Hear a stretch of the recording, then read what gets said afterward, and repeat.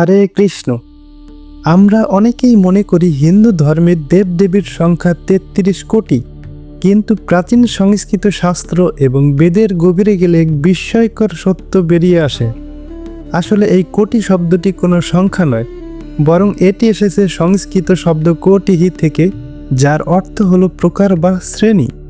অর্থাৎ হিন্দু শাস্ত্র অনুযায়ী দেবতা ৩৩ কোটি নয়, বরং দেবতা হলেন ৩৩ প্রকার। এই ৩৩ জন দেবতা মূলত এই মহাবিশ্ব এবং প্রকৃতির বিভিন্ন শক্তির আধার। চলুন চিনে নেই এই ৩৩ প্রকার দেবতাকে।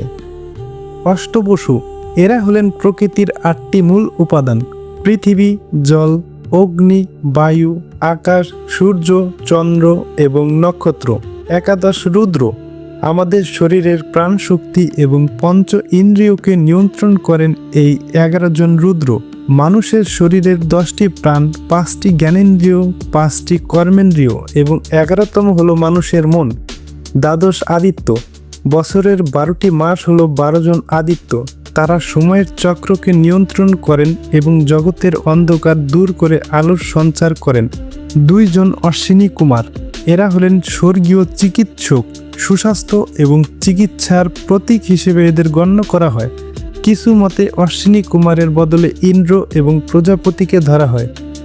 এই ৩৩ প্রকার দেবতা আসলে আলাদা কেউ নন, বরং এক পরমেশ্বরেরই ৩৩টি ভিন্ন রূপ বা শক্তি।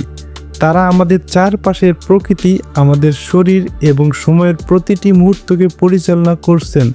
প্রাচীন ভারতের এই গভীর জ্ঞান সময়ের বিবর্তনে কোটি শব্দের ভুল ব্যাখ্যার কারণে সংখ্যায় রূপান্তরিত হয়েছে।